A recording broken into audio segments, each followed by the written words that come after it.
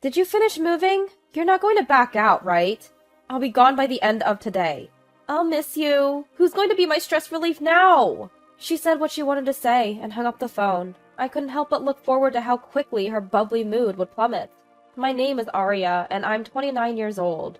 I'm currently living in a high-rise apartment near Boston with my parents.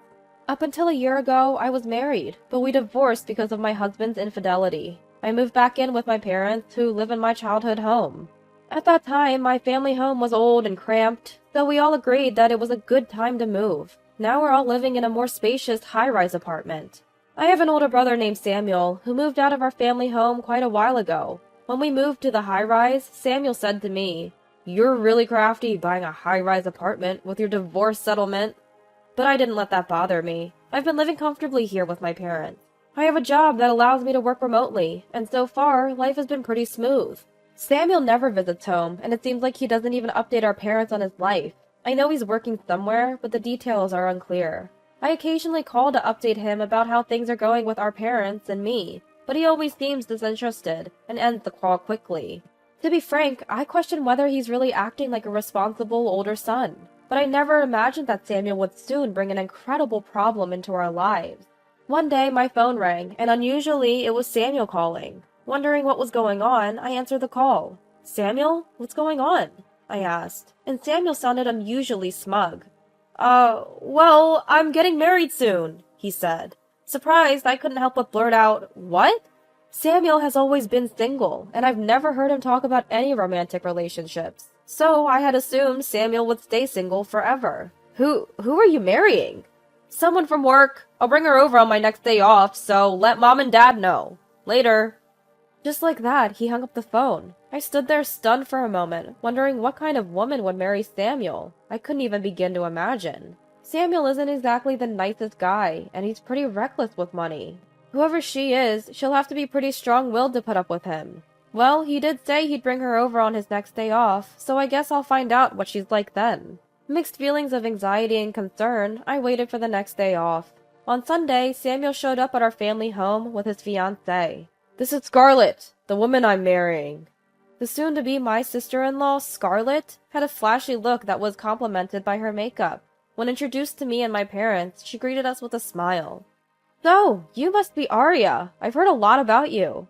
What have you heard?" I asked, a bit taken aback.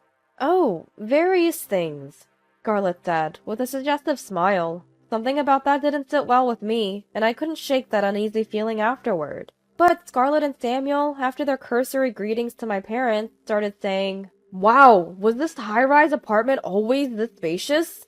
"Right? What a fabulous high-rise!" Scarlett seemed genuinely interested and began to explore various parts of the house. My parents were baffled by their behavior. After walking around the high-rise apartment, the couple eventually said, "See you later," and left. 3 days later, Samuel told me they had officially registered their marriage. Something didn't sit right with me. Despite all his talk about me being divorced and living alone at my parents' house, there were no signs that they would have a wedding ceremony. Given how much Samuel cares about his public image, I wondered why they wouldn't have a wedding. Samuel's had a steady job for years, and if Scarlett also works at the same company, they should have some savings. When I asked Samuel about it, he said, "We're just too busy right now. We plan to have the ceremony when things settle down." While I reluctantly accepted that explanation, what really bothered me was when Samuel said, "Be at home on your next day off. There's something important I need to discuss." Something about Samuel's important talk gave me a bad feeling, so I spent my day off filled with a sense of unease. On the next holiday, Samuel and Scarlett came over to my parents' house. Samuel, after brief pleasantries, started saying something outrageous. "Actually, we've been thinking about moving into this house." This caught both me and my parents, Thomas and Natalie, off guard. Scarlett, smiling, said, "Well, this house is so spacious, isn't it? There's a large, unused room. If you let us use that room, that would be enough. Wouldn't it be helpful for Thomas and Natalie to have people around who can assist with various things?" In a hurry, I said, that empty room is actually reserved for guests?" To which Samuel responded, "Guests? Do you even have guests in this house? From what I see, you're not using that room at all. It wouldn't be a problem for us to use it, right?" "But, Aria..." Scarlett abruptly interrupted me by calling my name. Technically, you shouldn't even be living in this house, right? Do you think you have the right to refuse us moving in? Although Scarlett was smiling, her words were loaded with pressure. Was my bad feeling all along about this hidden malice in Scarlett? Even though neither my parents nor I had agreed, Samuel and Scarlett started moving their stuff into our home the very next day. In no time, the house was filled with Samuel and Scarlett's belongings. Well, moving all our stuff in does make it a bit cramped. Hearing Samuel mutter, Scarlett added, Yeah, if only there were a spare room to put our stuff in. Oh wait, isn't there an empty room we could use? An empty room? Oh, you know the one. The room where Arya, who doesn't even work, spends all day doing nothing but sleeping. Basically a waste of space. Ah, got it. Their conversation and laughter reached my ears clearly from my bedroom. They must be saying it loud enough for me to hear on purpose. Scarlett, my sister-in-law, started to harass me more and more. Come mealtime, Scarlett would never miss an opportunity to hurl insults at me, like, Isn't it embarrassing to hole up in this house at your age? Why don't you earn some money for a change? I started eating meals in my room to avoid her. This only made me retreat to my room even more, which gave Scarlett more reason to treat me like trash. I assumed that since Samuel and his wife had moved in, they would be contributing to the household expenses, but it turns out they hadn't contributed a single dollar. Shocked, I said, Shouldn't you give some money to Dad and Mom, being the eldest son and all? Samuel and his wife retorted, Who are you to talk? You're not doing anything either. You should be grateful we're even living with you. Well, if we give money to Thomas and the others, your living expenses will come out of that too, right? Why should we have to cover your costs? Besides, you're this old, divorced, unemployed, and still living with your parents? You can't even show your face in public. Aren't you ashamed? She wouldn't even entertain the idea. I sighed, realizing this was getting nowhere. Apparently, Samuel and his wife are keeping all their earnings to themselves. Later in the evening, just as I was about to take a shower, I had an unfortunate run-in with Scarlett. Scarlett said, Excuse me, you're not thinking of going in before me, are you? Why should I have to go in after you? I left without saying a word. Then Scarlett, feeling snubbed, shouted at my retreating back. How long do you plan on mooching off this house? Just leave already! Stop being a parasite, you piece of trash! At that moment, I finally made up my mind. Absolutely unforgivable. I heard from my parents that Samuel and his wife are going on a 1-week trip to Aspen, Colorado next week. Upon hearing the news, I thought, this is my chance. I informed Samuel and his wife that I would be moving out during their absence. Upon hearing this, Samuel and his wife said, Finally leaving, huh? Make sure not to leave any junk behind. Get out quickly. So, Arya, you're moving? Sad. Just kidding, of course. It's about time. Having you around is like hosting toxic waste. Get out as soon as possible. They were ecstatic. Before telling Samuel and his wife about the move, I had made a proposal to my parents.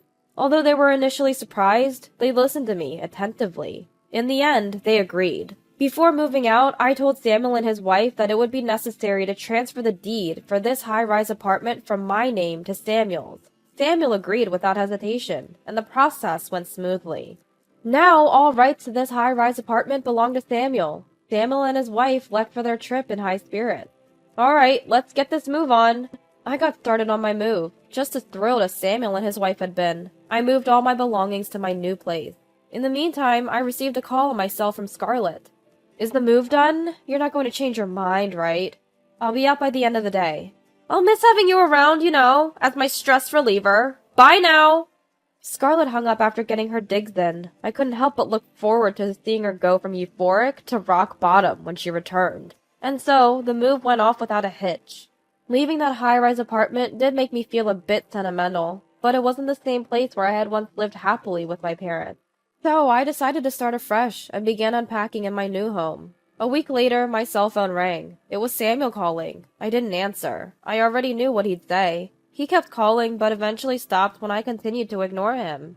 However, soon after, I started receiving multiple calls from Scarlett. They just kept coming, one after another. Exhausted, I finally answered the phone. Hello? Scarlett was almost hysterical. Wait, what's going on? Where are Thomas and the others? And what's with the rent on this high-rise apartment? What does Arya do for a living? Hold on, let's take this one question at a time, I said, letting out a big sigh.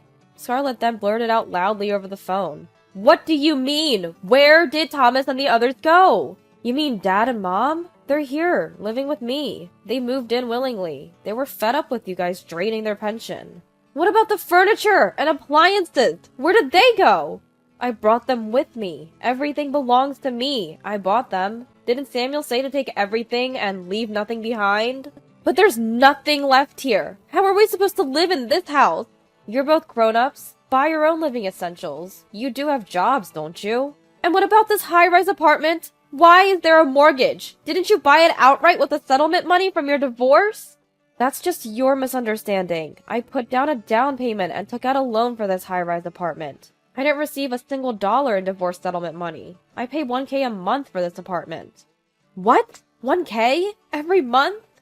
By the way, I have connections with the designer and the real estate agent of this high-rise, and they gave me a good deal. But now that I've transferred the property rights to Samuel, it would be rude to keep the price low. So starting next month, it's going to be a $35,000 monthly payment. $35,000? You must be kidding! Even if I had gotten money from the divorce settlement, there's no way I could buy such a nice, spacious, high-rise apartment in one go. You should be able to figure that out. Even over the phone, I could tell that Scarlett's face was turning pale. Samuel and his colleagues are well employed, so they can afford it. If they can't, they'll have to sell. But even that will probably put them in the red. What do you do exactly? You folks assumed that I was unemployed. I work as a designer in architecture, remotely. I can easily manage sudden relocations and even afford to buy a new high-rise apartment. What? Why did you keep quiet about all this? Just come back now! What are we supposed to do without your help? We'll let you live here with us! Scarlett kept yelling, still acting high and mighty. Even if you say that now, it's too late, you know. I could still hear Scarlett's loud voice, but I hung up the phone right then. Immediately after, I blocked both Samuel and Scarlett's numbers. From what I heard through the grapevine, Samuel and Scarlett were obsessed with gambling before they got married. It seemed they had sunk all their money into it. Because of that, they racked up a ton of debt and couldn't pay the rent for their fancy high-rise apartment. They were given eviction notices. They came to my high-rise apartment to beg for money from my parents. They assumed I had bought the whole place outright because it was so nice and concluded they wouldn't have to pay rent.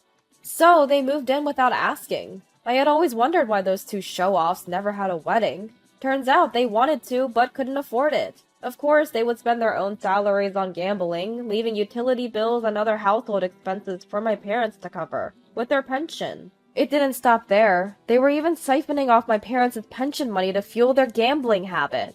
Given that situation, it was a no-brainer for my parents to agree when I proposed that we distance ourselves from Samuel and his wife and move to a new high-rise apartment. We let go of the old place and purchased a new, comfortable high-rise apartment. What's more, this new high-rise was actually designed by me. Through some connections, we managed to buy it for a third of the price. We could even afford to pay it off all at once. No loan needed. Afterwards, I heard Samuel and Scarlett never paid the rent for the old high-rise and ended up selling it. But they're still stuck with the ongoing loan payments. Having lost their place to live, they've apparently moved to an old, cheap apartment. Despite their dire financial situation, they're still the type to care only about appearances. They still dress in what looks like luxury brands. So now they're living from hand to mouth, struggling with loans and debts every day. Apparently, someone saw them a while back getting loads of bread crusts from a bakery. It's scary to even think about the kind of life they're living now. As for my parents and me, we're enjoying peaceful days. The new high-rise is comfortable, my job is going great, and life is smooth sailing. I've been getting calls from unknown numbers, probably Samuel or Scarlett, but I've ignored them. Just last week, I changed my mobile number. Now I doubt I'll be hearing from Samuel or Scarlett anymore. I plan to continue enjoying calm days in this new setting, together with my parents.